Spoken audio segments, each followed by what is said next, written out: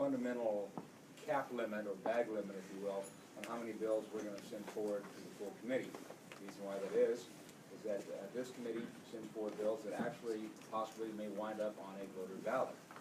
And after an election, those amendments that have cleared this committee and the General Assembly will come back possibly for a second time after the voters have done their election.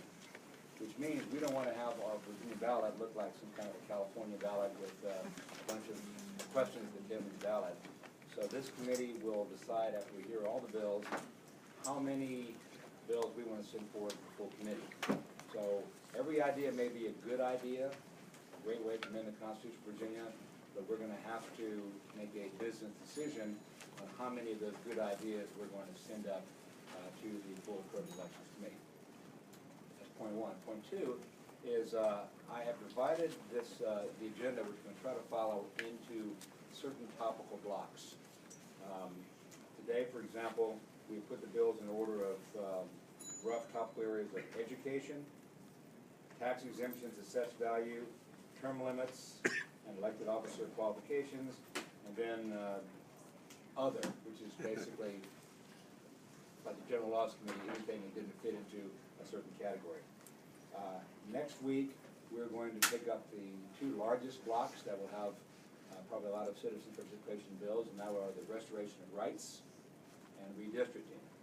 And members of the committee, I want to mention that at the start because we are most likely going to have a packed house with a lot of time, and I know that when we get close to 9 o'clock or so, some people have to go.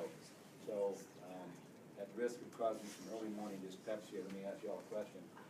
What would you think if we have to, of having to schedule this meeting to start at 7 as compared to 8, simply because we have two large blocks of topically popular bills coming up next Monday?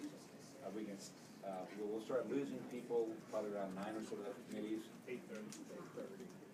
8:30? Education. Okay. So what does the committee think of starting at 0700 hours next Monday? I'll start at 6. 5 it is. I'll give you. Oh, I'm sorry. I do not second that. Can we talk about it? So without objection, Madam Clerk, Council, we'll start at 7 o'clock. Okay.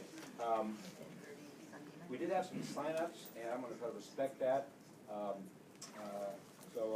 First let me ask, are there any delegates here to present bills who have to be somewhere at 8:30? Okay, I see Delegate Pogge, Delegate Head. Well, Delegate Pogge, you've got 8:30, Delegate Pogge, and you've got your number one on our batting agenda here. So let's start off with you, Delegate Pogge. Delegate Pogge is here on House Resolution 641. Welcome to the Constitutional Subcommittee. Tell us about your bill. Thank you. My bill is very simple. My bill would change one word, which would be under the qualifications of government. It would change the minimum residential requirement from 5 years to 8 years. And the reason being is that 5 years almost is like a flashing sign that says, come and run for governor in Virginia. Come to Virginia. Come to Virginia. You only have to put skin in the game for 5 years in Virginia and be a taxpayer for 5 years, and then you can run for governor. And so this just extends that a little bit longer, a little more time in the state, to 8 years for requirement to be governor. Which really I don't think is long enough. Couldn't happen. Any questions for Delegate Pogge? Ladies and gentlemen, a question from the subcommittee. Do any members of the audience here today care to speak to the committee either for or against this bill? Seeing none. Delegate Pogge, essentially what we're going to do, as I mentioned at the start, we're going to hear testimony, and then probably at our third meeting, which will be probably at 0800 hours, 2 weeks from today, we're going to bring back all the bills we've heard from and then do our bit of triaging on how many bills we're going to send to the full committee. We'll let you know when that is. Most likely it will be 2 weeks from today. So there'll be no votes today. And that being said, if you want to speak to members of the committee, you know where we are. Okay. Thank you for being here. Delegate Head, I believe you had your hand up, and you also have a 8:30 place you gotta be. I do. You're welcome, Delegate Head. You are here on House Resolution 545. Tell us what your bill purports to do and what you want the voters to vote on. Well, prior to that, Mr. Chairman, there is an amendment. Okay, floor or line amendment? It is a line amendment. Okay, let's get that to the committee. Okay. And to let you know the reason for the amendment, when we refiled this, we very quickly said, just do it the way that it was the last time. And the Senate had amended it, and we didn't like the amendment. And so we pulled it back out and returned this to the form that it has been in its previous efforts. Let's bring forward the bill that you want us to hear to the subcommittee. Is there a motion that we adopt the line amendment? So moved. Is there a second? Second. All in favor, indicate by saying aye. All opposed, nay. Motion passes. So Delegate Head, we have your House Resolution 545 as amended before the committee. Now you can tell us what it does. Okay, thank you, Mr. Chairman and members of the committee. This constitutional amendment would allow the General Assembly or a subcommittee or a joint committee of the two houses, while we are not in session, to suspend any regulation that was found to be out of phase with the underlying legislative intent or was causing some harm that stepped beyond what we thought legislative intent might be requiring, until the conclusion of the next General Assembly session. That would give us time to come back in as a legislative body and take action, so that if something is being done by one of the agencies that was causing harm and needed an immediate remedy, this would give us the capability of stepping in and saying, you didn't get this right. There are times when regulatory agencies have overstepped their bounds, or in certain cases have just simply by omission gone beyond what they should be doing, because we'll pass laws and then they just need to get around to having regulations catch up with those laws in a timely fashion. In one case that I'm aware of, it was 13 years after legislation was passed before an agency took action to correct changes that the legislature had directed. And it would have been very nice in circumstances like that for the legislature in some fashion to be able to step in and say, we really meant that. And so that's what this constitutional amendment would do, and I appreciate your consideration. Let me ask you a question, where our juice is going. Would you anticipate that this amendment, if adopted, would need to be turned into codified law to be enacted, or would it be kind of good to go as it is? Well, the committee that it would refer to already exists, and that's the Joint Committee on Administrative Rules, JCAR. So that committee was already created. This constitutional amendment in its conception goes back a long time to the creation of that committee, and this was the constitutional amendment to allow that committee to have some real active authority rather than just review authority. So it's kind of, as a lawyer, I would think that this is kind of like a temporary restraining order on an executive order that the committee could basically put down on an administrative rulemaking decision for legislative next month. Does that Well, sound and right? Ray, let's see, we've got here, an administrative rule or regulation. So if there is something that gets very much out of phase, then this would cause problems. And really, it is intended to be more toward regulation than trying to usurp any of the authority from the executive branch in an executive order standpoint, though that certainly would be there, and there are cases where that gets out of hand, and that would give an option. Obviously, having a joint committee and getting everybody together and meeting and bringing it up to be able to take action, you have to be pretty egregious oversight. Any questions for patrons today, the members of the committee? Okay. Seeing none on the table. Are there any members of the public that wish to address the subcommittee on Delegate Head's bill? Okay. Well, Delegate, you're going to be early for your 8:30 meeting. Again, no votes today. But if you want to follow up with any member of this committee, you know where we are. Mr. Chairman, thank you so much for your You're welcome, Delegate consideration Head. this morning. Okay. follow the sign-up sheet that we have electronically. And so, let me now call Delegate Rush, who has a bill in the tax exemptions and assessed value docket area. Yes. At HJ 706, Dr. Rush, welcome to the subcommittee. Well, thank Tell you. us what your bill wants the voters to do. Well, thank you, Mr. Chairman, members of the committee. I had a CPA come to me from from one of my localities. He was complaining about how the Commissioner of Revenue was assessing small items in business personal property. So my suggestion was, so I talked to LIS and wanted to exempt a certain amount of business personal property. By the Constitution, that's not allowed. You must charge fair market value for it. So that is the purpose of the bill. Exempted the first 5,000 to allow small businesses with exemption for miscellaneous stuff. Kind of a de minimis exception. Yeah. There is a way to aggregate some of the money. I also have a bill for that could possibly get to the same thing. Pretty straightforward amendment. Delegate Rush, any questions for Delegate Rush? Delegate Hugo. Computers or furniture, or what's an example of what you're talking about? Mr. Chairman, Delegate Hugo, that's exactly what we're talking about. Business personal property is your furniture, your computers. One of my localities, there's been questioning of whether your iPad that you may have music on is being assessed, or if you bring I'll show my age, a jam box to work, is that now business personal property? See, Jason doesn't know what a jam box is. Or I'll bring my Beats like Debbie Price was wearing in this morning. Currently, local commissioner revenue don't have the authority to just exempt something regardless of Not age. according to attorney from LIS. I understand. Yeah.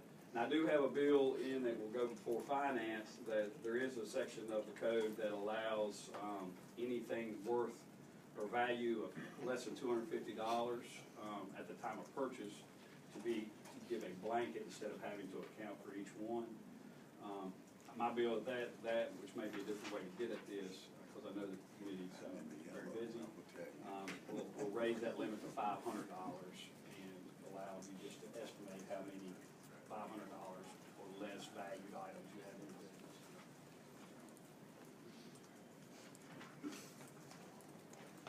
So the 5,000 could be an aggregate, not just one item, could be a series of different items. The first 5,000 of your Up to business for $4,999. And I chose that amount. We could do anything, but that's about the amount of most mechanics' tools. I'm also sure you should have to pay. We don't want people have to pay tax on what they use to make it. Delegate Rush. Any questions for Delegate Rush? All right, any members of the public here today who would like to give testimony to the subcommittee on Delegate Rush's proposed constitutional amendment? Don't see any hands raised. Well, Delegate Rush, thanks for coming. Thank you. Again, no votes today, but probably 2 weeks from today we'll be doing our work on that. Mr. Chairman, appreciate your time. You are welcome, Delegate Rush. Okay. I'm going to simply move pretty fast here. Are any delegates on the docket or the 8:30 meeting somewhere else? Well, let's bring you forward, Delegate Byron. Delegate Byron, you have HJ 697. Welcome to the Constitution Amendment Subcommittee, Delegate Byron. Tell us what your bill wants the voters to do. Mr. Chairman, I don't think this will help me any, but it's the first time in 20 years I think I've been before this committee. Unless you killed something so quickly that I missed it, I don't know. So that'll do Take your time. I don't do too many of these. Good to have you here. We're not like that criminal law subcommittee, of course. Oh, I know. I don't do this very much. Anyway. Okay, what? No, you're not. No, you're not. HJ 697 intent is, I wasn't here and you would know better. A couple constitutional amendments ago, we did a constitutional amendment for veterans, to have a property tax exemption. And it included those that were disabled and those that were killed in action. Did the same thing, similar year on the ballot that dealt with law enforcement. And was it firefighters too? I know law enforcement responders, yeah, okay. And each one of those, the spouses, it was a portable amendment. So if the spouse moved within the Commonwealth but didn't remarry, they were able to transfer that. Or I guess the locality actually approved that. Is it a permissive thing? Permissible. So my locality has a disabled veteran that died, and the lady wants to downsize so that she can afford, to live alone, and he's not able to help her because we did not make the very first one we did, for whatever reason, I would like to think it was an overlook, that the spouse it wasn't portable, so she's not allowed to take that with her. But if the individual passed away or was killed in action, then they can. So I would just ask that you review that work that was done on those two and see if we can amend that so we can have the same benefits for the same across the board program. Any questions for the environment? This would just make it identical to what we've already done in previous constitutional amendments in the past, is that correct? That's what it appears to me, but you can review that and determine. Is this identical to Delegate Miaris? Virtually, yes. Okay. He's on deck, that's all on that. All right. Okay. Yes, sir. Any questions for the environment? Any members of the audience today would like to address the committee on Delegate Byron's proposed constitution amendments? Seeing none, well, look, thank you for being here. Thank you And very much for taking me. we now leave the gavel. Since we're already thinking about the Delegate Mary, why don't we call your bill up, since, tell us anything that she didn't tell us about her bill, that your bill may provide. By the way, this is a virtually identical bill, HJ 562. Right, so obviously from my area, we have the highest concentration of military personnel out of the area in the country. And also the war on terror has had a huge impact on my community. A constituent literally did not realize this till she was quoted. Surviving spouse, where at closing, her attorney had to inform her that she was also downsizing from her family home. Just moving within the city, but moving into a more compact place where she didn't have to worry about yard work, she was be getting a property tax bill. So, yeah, to echo Dr. Byron, this the idea that is portability, and that's the purpose of it. I had not looked at line by line of Ms. Byron's, I think Dr. Byron. Mr. Chair. Yes, sir, another question. Since this is dealing with a local tax, not a state tax, would this be permissive for the locality, or is Yeah, it a this mandate? is permissive. No, it's not. No, it's not, I'm sorry, I misspoke. No, it's not.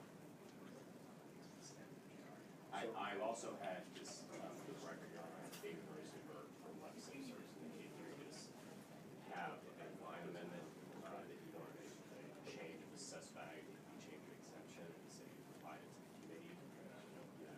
I don't believe we've seen it yet, but we're not going to be voting. If you could have him, since you're on the committee, you've got a seat right here.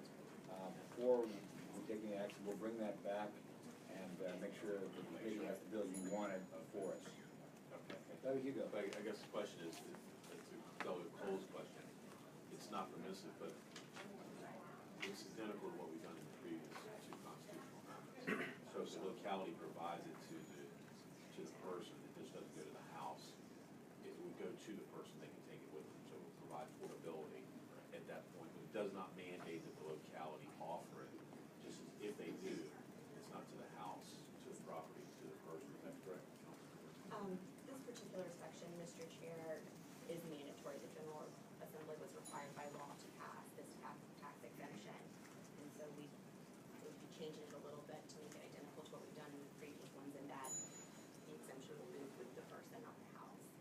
But the locality does not, Mr. Chairman, locality does not have to offer the exemption if they don't want to. in this particular section, E2. So the way would be to, Subsequent amendments before to make it permissive, but the first one we did. Yeah. any further questions? Let me know. Just one, Mr. Chairman. Yeah. So your position, Delegate Miyares, is that your desire is that it be mandatory as opposed to be permissive? Okay, I just wanted to know. Appreciate you bringing that up. Any further questions? Any member of the audience want to give some testimony on that? Okay. If you could have our DLS attorney bring up that line amendment, we can do it at the next meeting since she'll be here. We'll, Copies of it. oh, you do have it right there? I just couldn't pass it out to Elise. Okay, we'll pass that out, and then, Chair will entertain a motion that we, are these line amendments or, The line amendment, just cleaning up an, appears to be an error in the title. is there a motion that we bring these line amendments forward in the context of the bill? Motion? Is there a second? All in favor, give by saying aye. Opposed, nay. Okay, well, Delegate, we now have your bill the way you want it for it. And I see one change here. Okay. Strike assessed value, insert exemption. Anything further you want to tell us about our bill? Okay. With that, you'll be voting on this bill when we decide to triage how many bills we're going to send forward to the full committee. Okay. Okay, I'm gonna make another call, it's 8:21 right now. Do any remaining delegates have to be somewhere at 8:30? So I'm gonna call you first, respect the time of our, okay. Delaco, Yeah, I have, I think, two. I think you've got two, Delegate Cole, first, three, excuse me. Three. Before we do that, Delegate Cole, Delegate Dalton, could you be somewhere at 8:30? Okay. Happy to sit. Okay, well, thank you for your patience.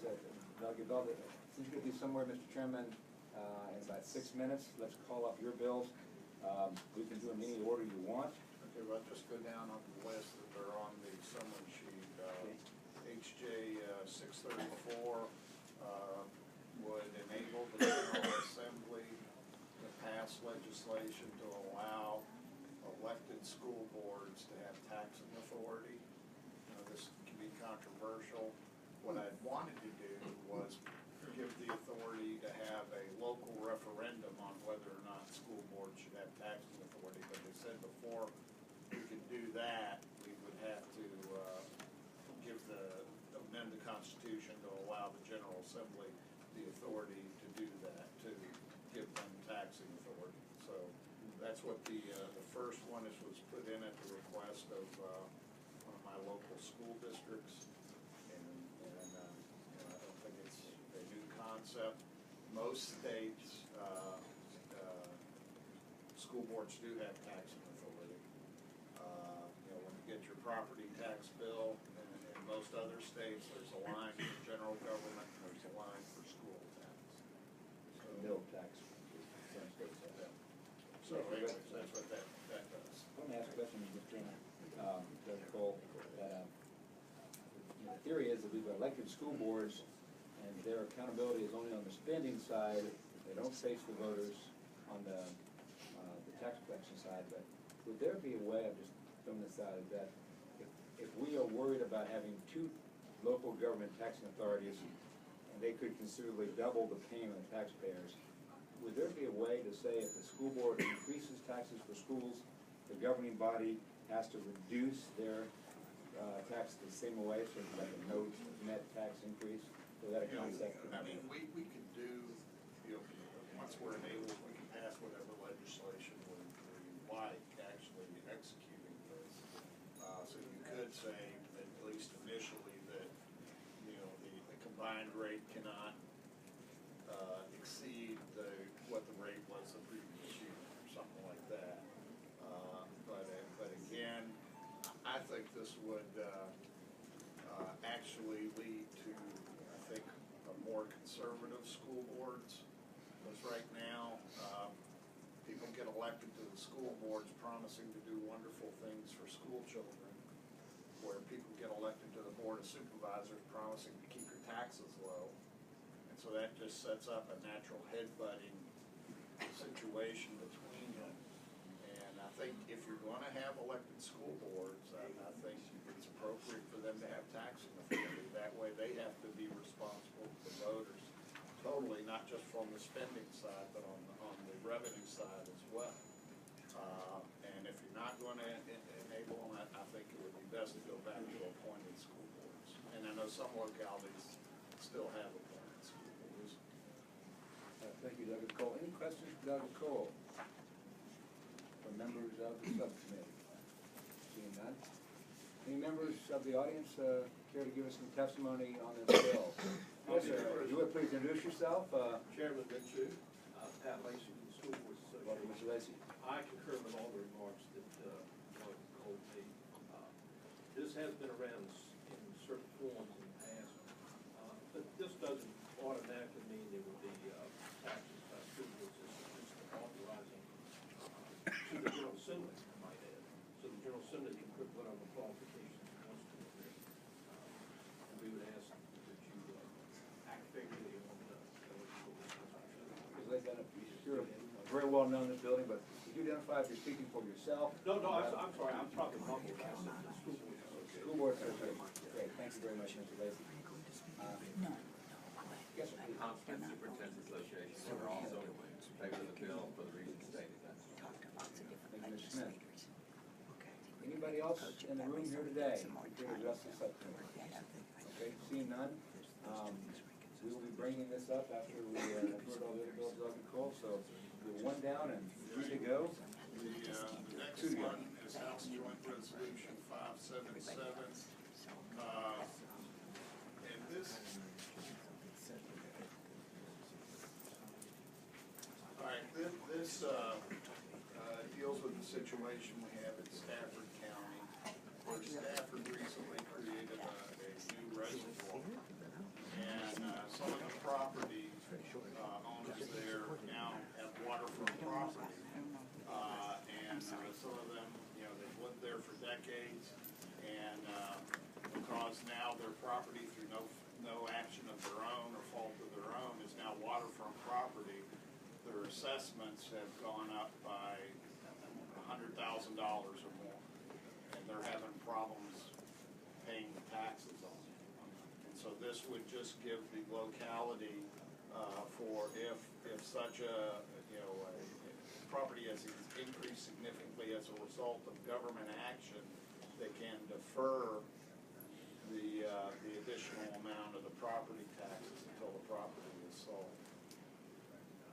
And again, it's at the request of several residents in Stafford County who again, a lot of them are retirees living on a fixed income. They want to stay in the home they've lived in for decades, and they feel like they're being forced out now through no action of their own because the property has doubled or tripled in value, and they can't afford to pay the taxes on it.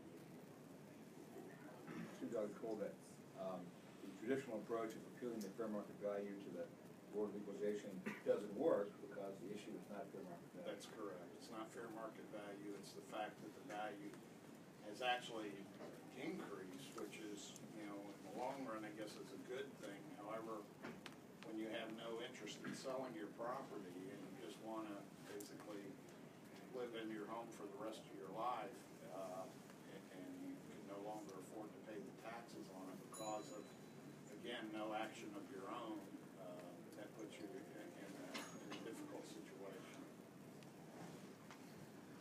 I can see this happening in my neck of the woods where they're bringing out the metro, where all of a sudden you wake up one day and you've got a metro a quarter mile away and your house is worth a lot more because you're in a transit-oriented community. Any questions for Dr. Cole on this bill here?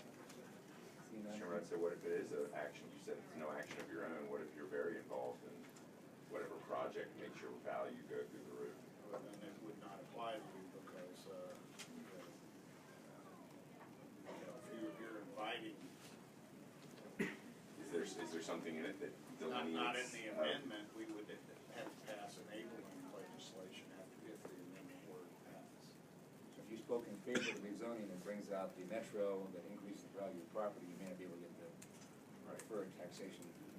So if one neighbor speaks for it and one speaks against it, the one neighbor that's voted for it would not be allowed to get the exemption. I think that would be reasonable. And it's not an exemption, it's a deferment. Any further question from the committee? Anybody in the audience care to address the subcommittee on Doggett Coles HJ 577 for the committee? Yes. Yes, sir, please come forward, identify yourself and tell us who you're speaking for. I'm Henry Please stand up Stone. so we can hear you. Henry Stone. I'd just like to point out that the main reason it sounds like that you're trying to do this is to help people who couldn't pay the tax. But what if this enables somebody who sees a significant increase in their tax burden but is able to pay the tax to just achieve this beneficial deferment without actually the need which inspired the bill? Well, I would just say that, again, it's not a tax exemption, it's a deferment, so if somebody's trying to buy a property as an investment, they're eventually gonna have to pay the tax whenever they sell the property. Okay. Any further questions from the audience?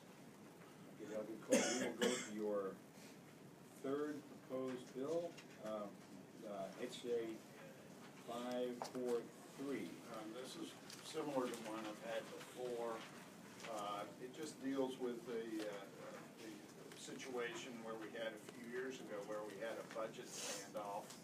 And we're in, I was concerned we were approaching a potential state government shutdown, similar to what they've had in Washington, except I think a state government shutdown would be much more devastating than a federal government shutdown because so much of our local funding comes from the state government.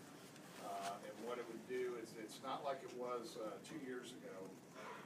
2 years ago, I had a provision in there, if the General Assembly didn't pass a budget on time, then we would all be turned out of office. That provision did not go well, and so I've excluded that from it. However, what it would do is say that if we had not passed a budget by within 30 days of when the current budget expires, so it would be the 1st of June, then we would have a joint session of the House and Senate, and the votes of the senators would be weighted by population, and then whatever that body joint assembly passes would become the budget, state budget. So it's kind of an in extremis type of situation where you're down to 30 days before the current budget expires. We've got a budget standoff where we haven't been able to break the log jam. And what you do is you would form a single body out of the two houses, and whatever they passed would become the budget without the governor's signature. With Dr. Scola, walk me through how the math would work on that weighted voting. Well, currently, the Senate is, every senator vote, House vote would count as 1, the Senate vote would count as 2.5. Got it. Because of their populations. Okay, thank you for that. Any questions for Dr. Cole on bill from members of the subcommittee? Dr. Lynch. Just one quick question. I believe that you stated that we were only sending 4 bills through, Not more than. or not more than 4 bills, and you've got 4. Which one of these don't you want to go? I'll leave that to the wisdom of the subcommittee. We'll have a fruitful discussion, Dr. Lynch, over time. Okay. Any members of the audience here today care to address the subcommittee on Doggett Cole's bill? Let's see. Doggett Cole, you're 3 for 3, and we're 5 minutes late through 8:30. All right. Okay, thank you. Dr. Rock, please come forward. Dr. Rock, you have HJ 693. Welcome to the Constitution Member Subcommittee. Tell us what your bill does. Bill would put a transportation lockbox on transportation funds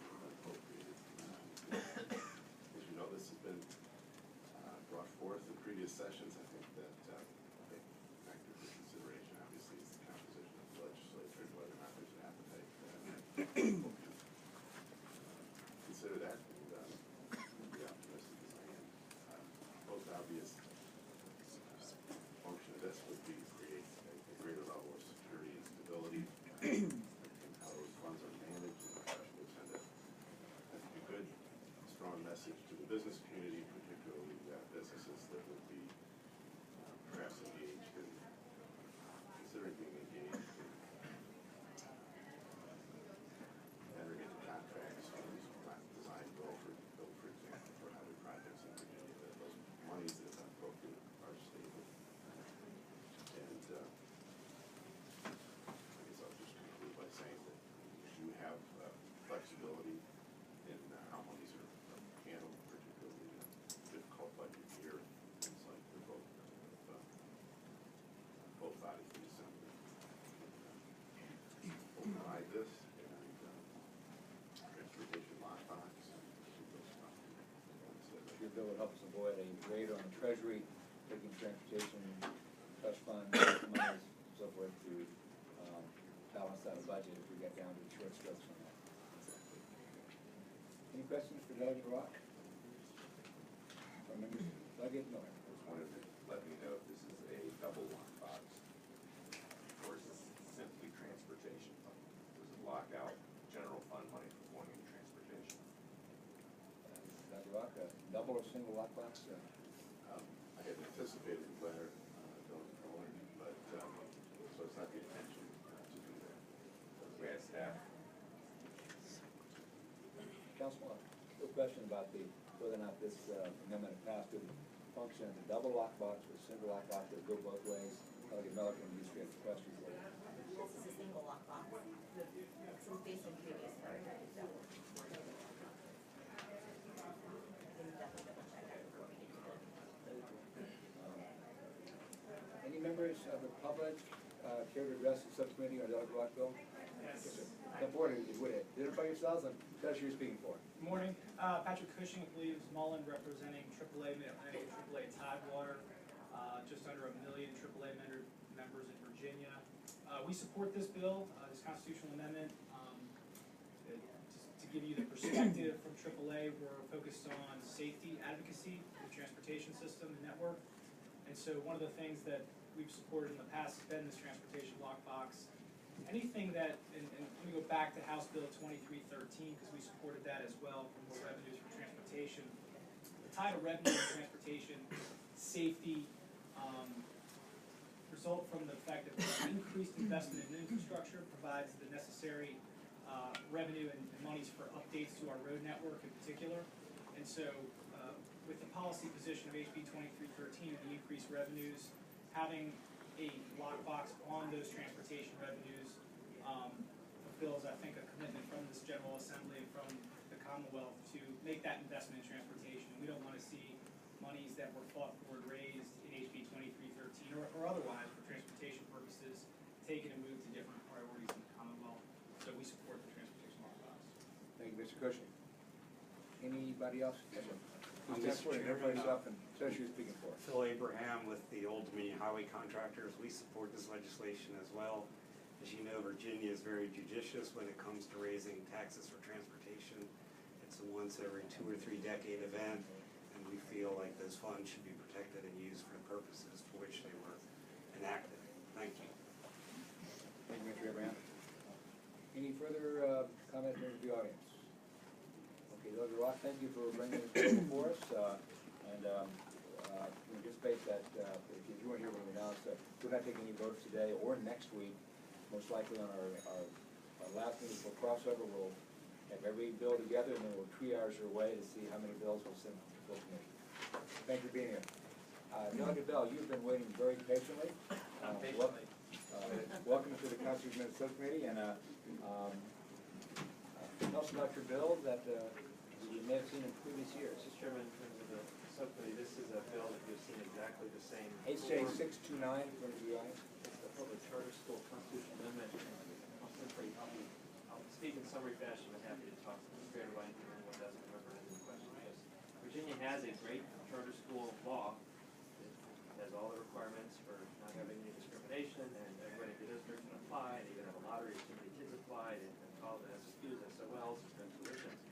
And the problem is it's largely a dead letter because the structure of how they are approved is there's an absolute veto by the local school boards. And so in the entire Commonwealth of Virginia, whereas other states have dozens or hundreds of charter schools, we have 9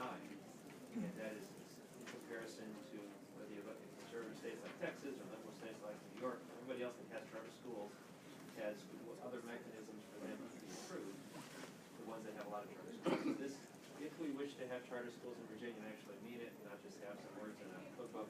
We need to have some alternate approval method. This has been here for 19 years. After 19 years, it's only 9. We could argue about why they're not being approved, but the proof is clearly they're not being approved. So, Mr. Chairman, this is the same constitutional amendment that was passed out of here the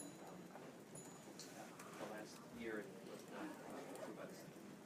So I would respectfully ask for it to be approved by the subcommittee and for the people to speak, I think mostly in opposition to it. Thank you, sir. Thank you, Dr. Bell. Any questions, members of the subcommittee concerning Dr. Bell's HJ 629? Bill we've heard before in the subcommittee. Are there any members of the public who would like to address the subcommittee on Delegate Bell's bill? Mr. Lacy? Welcome. Chairman Mitchell, Pat Lacy with the School Boards Association. Try not to mumble that. I have been here before. Delegate Bell has been faithful in his support of this legislation. We will oppose it as we have in the past. This proposal would take the decision whether to grant charters away from locally elected officials and put it into an unelected state board. It sort of fosters the concept of big government. Locally elected school boards are best equipped to assess the needs of their locality versus the unelected state board. Local elected officials not appointed state board should be responsible for determining whether local tax dollars should be spent on charter schools. I would like to respectfully disagree with my friend Delegate Bill about why we have so few charter schools, and I think that there's no demand in Virginia. Because I think that with elected school boards, with all the elections that have transpired, we wouldn't have had a turnover, a demand in the locality for charter schools. We would have seen a turnover. We would have had people like that who voted for charter schools. So for those reasons and others that I won't go into now, we oppose the legislation. Thank you, Mr. Lacy. Welcome, Smith. Superintendent's Association. We also oppose this for many of the same reasons Mr. Lacy mentioned, taking the decision-making process away from the locality. Also, so we are not against charter schools. In fact, if you look over probably the last 6 years, there's been an increase in charter schools. So I think that when they make sense, when they work in the locality, when they're constructed well, and when they have a mission that aligns itself with the locality, then they're approved. And so I think that when the school board feels that they can provide an appropriate function within that locality. So again, we're opposed to it. We do not feel it needs to be in the hands of the state board. We think the best decisions are made. Thank you, Mr. Smith. Hey, would please come forward. There's a line here. Just first come, first served. Identify yourself. Tell us who you're speaking for, and tell us whether you speak in favor or opposition to the bill. Kathy Mercer with the Virginia Education Association. We oppose this bill for many of the same reasons you've already heard today. And to paraphrase, since we're not really certain yet, we said it, those who govern best are closest to the others. And the Virginia Education Association believes the local school boards, either elected or appointed, have accountability to their local communities, understand the needs in those communities, and are able to identify charter schools and charter school applications that best fit the needs of those communities, and therefore we ask for you to oppose this bill. Thank you. Good morning, Mr. Chairman, members of the subcommittee. I'm Katie Boyle with the Virginia Association of Welcome Counties. as well. Also speaking on behalf of VML, we too, have historically been opposed to this measure. We prefer to see this decision. Thank you, Ms. Boyle. Who's next? Mr. Cushing, welcome Yes, you. Mr. Chairman, thank you, members of the subcommittee. Patrick Cushing with Williams-Mullen, representing the National Alliance of Public Charter Schools. We support this constitutional amendment. You've heard testimony about the increase in charter schools in the past couple of years. That I think is 1 or 2 charter schools. From my client's position, the National Alliance, while there are states that have done it differently, there's one common theme among states that have more charter schools than Virginia, and that is they have a pathway that has been accessible from a legislative standpoint, from a authorization standpoint. So what we hear from charter applicants, those entities that run charter schools, is that to them Virginia is closed for business charter schools, and so we think this constitutional amendment will provide a signal to the market that Virginia is open for business for charter schools. Thank you. Thank you, Mr. Cushing. Mr. Chairman, members of the Rossi, representing the Family Foundation of Virginia. And for the reasons that Mr. Cushing stated, we support the amendment. Thank you, Mr. Rossi. Appreciate your testimony. Is there anybody on this side? Okay, welcome. I just didn't want to walk in front of everyone. That's perfectly okay. It would, just give us your name and tell us who you're speaking for and whether you're for or against the bill. Yes, my name is Doris Krause-Mays with the Virginia AFL-CIO, and we stand in opposition to the bill as well for the reasons that was stated earlier. Thank you. Ms. Krause. Yes, sir. Mr. Chairman, Ron Jordan represents the Chesapeake Public Schools. We have good public schools. We're nationally recognized for having good public schools, much better than Texas, much better than New York on a statewide basis. If the demand were there for a groundswell of demand was there for charter schools, we would have them. In the places that we've gotten them where there have been good applications, they go through a process, they have been approved.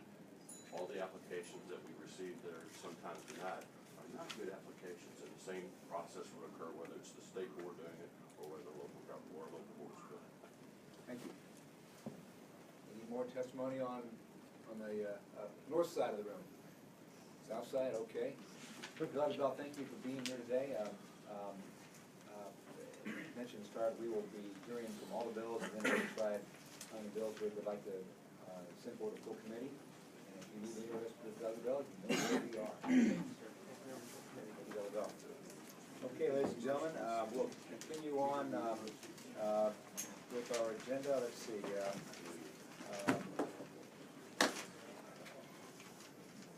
How you do? Well, you didn't know that. Okay. Yeah, you can use it. I thought you had a bill going. Take it a little bit. Okay, by my notes here, we have 2 bills left, and I'll respect the one delegate who signed up electronically. Make that 2. I think Delegate Levine, you've got 3 left, excuse me. Delegate Levine, you have House HJ 699, Constitution Amendment, Governor's Term of Office. That's correct. Please come forward, Delegate Levine, and welcome to the Constitutional Amendment Subcommittee. Thank you. I'm glad to be here, Mr. Chairman. Thank you. Tell us what your bill is and why you want the voters to approve it. This obviously is not new, I'm sure, to this committee or to Virginia. Since 1850, governors only allowed to run for 1 term. 49 states allow the people of those respective states to have the power, if they like their governor, to keep their governor. We are the only state in the United States that doesn't allow that. And I would like the people of Virginia, if they like the governor, to keep their governor. If they don't like the governor, to reject their governor. Continuity would allow the governor, as we all know, there's 2 budgets, 2 main 2-year budgets. There's only one that belongs to each governor. The other one's split among governors. And I think continuity helps. I think experience helps. And again, it's up to the people. People don't like the governor, vote the governor out. It doesn't give any extra powers to the governor. And the last thing I think is really important, because this isn't and shouldn't be a partisan issue. This bill does not affect the current governor. This constitutional amendment does not affect the next governor. So none of the candidates running in 2017 can run again if this constitutional amendment is approved. The first governor this constitutional amendment would affect is whoever is elected in 2021, whether or not he or she can run again in 2025. I don't know where we're going to be in 2025. I don't know who's going to control the General Assembly. I don't know who the governor will be. I don't know who the candidates are going to be. This is not about any partisan issue. I'll be very clear. We've had good governors. We've had bad governors from both parties. I think the people of Virginia, like 49 other states, the United States of America, should have the opportunity to choose whether or not they think their governor's done a good job and should continue or shouldn't. And so that's what this amendment's about. Let me ask you a question. For our time, you're me down here, I recall this amendment has either come out of the Privileged Elections Committee and made it before. Dr. Hugo, since you're probably the most senior one here, do you recall if this bill has ever made its way to the House floor? I do believe it was bipartisan. It was Chairman Perkey of Finance introduced it a number of years. I don't remember it making it out, but I do remember it was delegate means that it's been a bipartisan issue. Other people from both parties have introduced it. To the best you know, Dr. Hugo, it's never cleared P&E. But maybe he's done it. I don't know that it has. Maybe it has back in the 1800s. I couldn't tell you if it has or it hasn't. But we are an outlier. I mean, all 49, every state except Virginia allows their governor to run for a 2nd term. And I think the reason is because, again, if we have a good governor, why should we throw that governor out of office? Sure. So, Delegate Miller. Delegate Levine,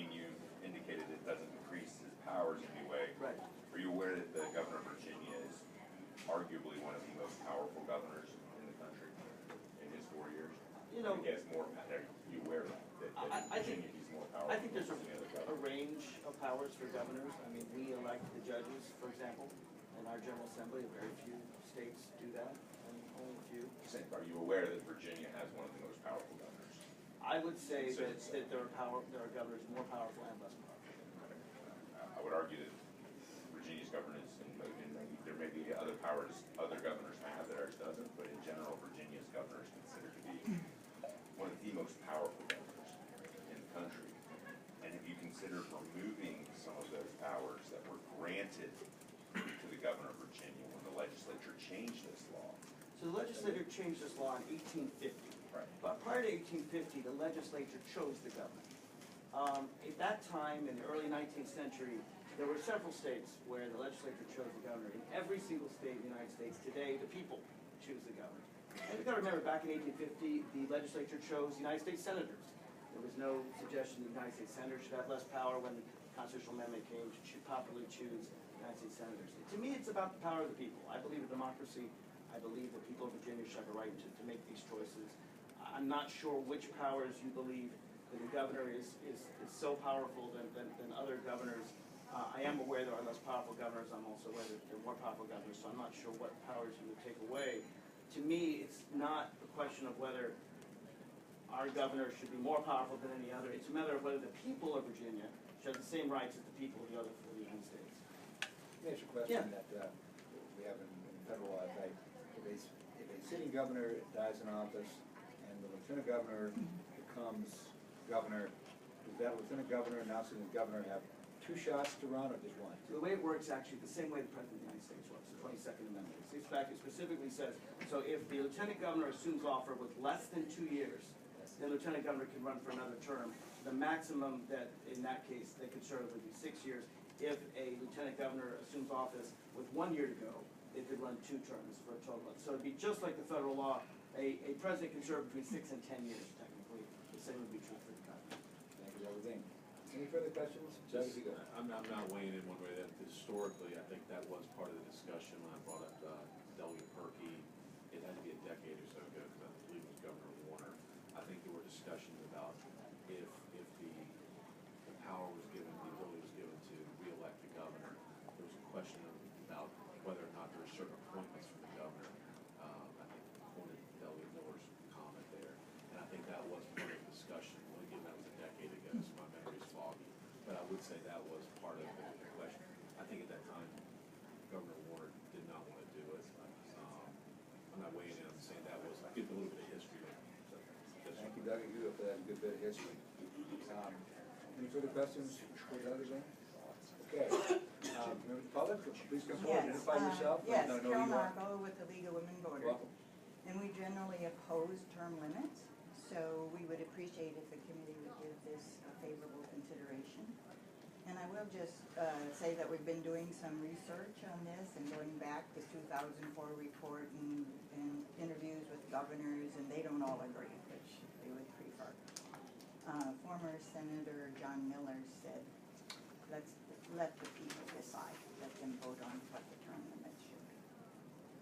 Very good, thank you for your testimony.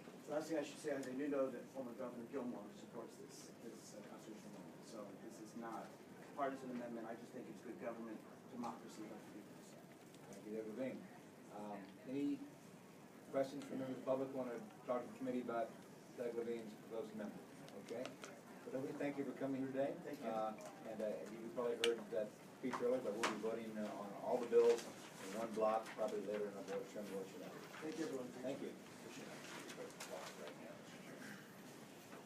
Hold that in abeyance. That'll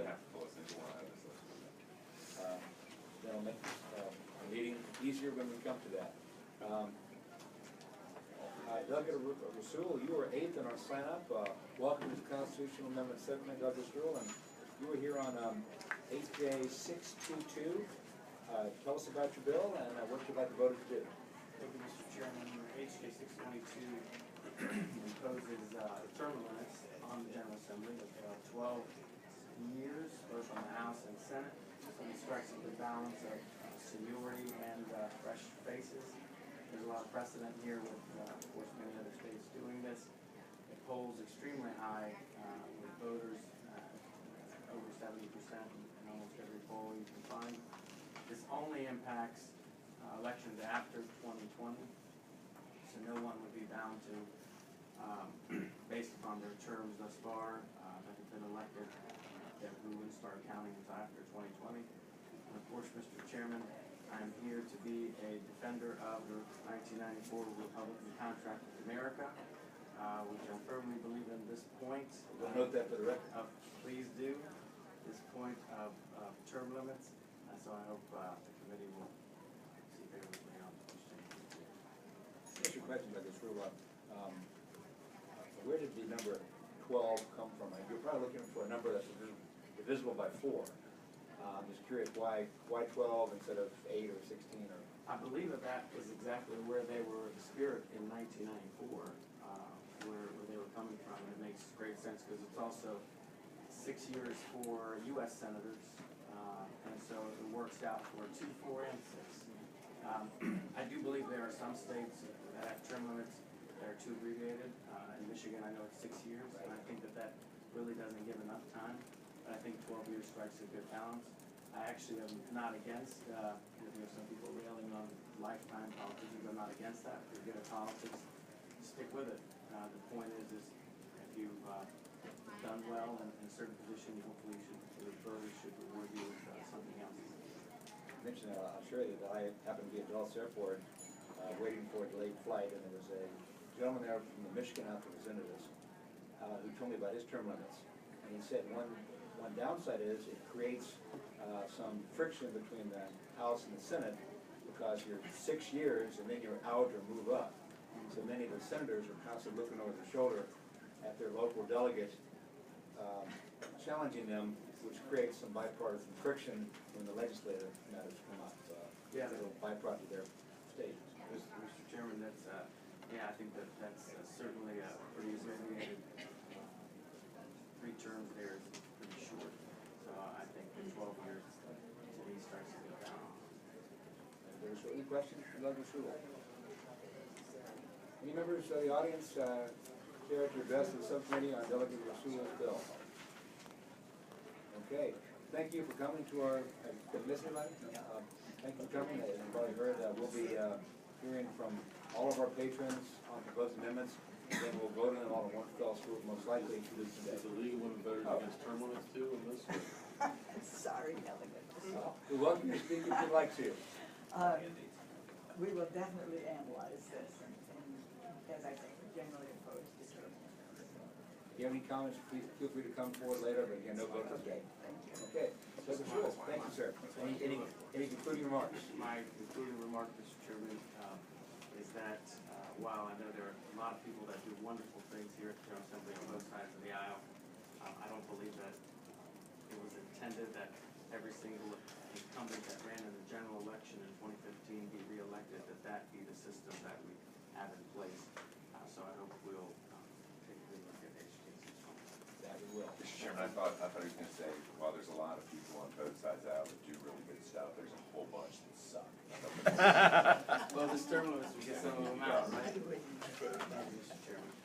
Thank you, Delegate Miller, for using one. No, he didn't say that, but it sounds like it was coming. Thank you, Delegate Miller, for using one of those Dave Albo verbs. That's right. Thank you all. Thank you, okay. I believe that we have only one more bill left, and so my check, that would be Delegate Sickles. Is Douglas Sickles here?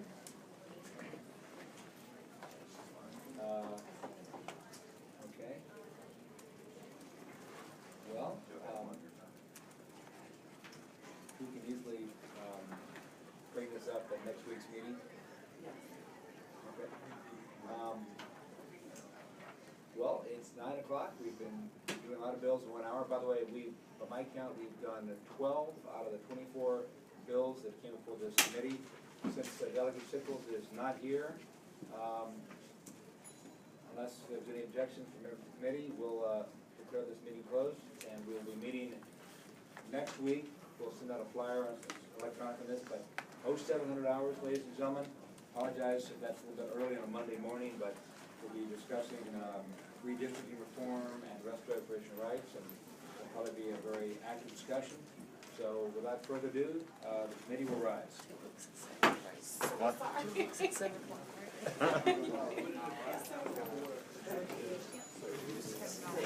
Go ahead and end it in broadcast. Yeah.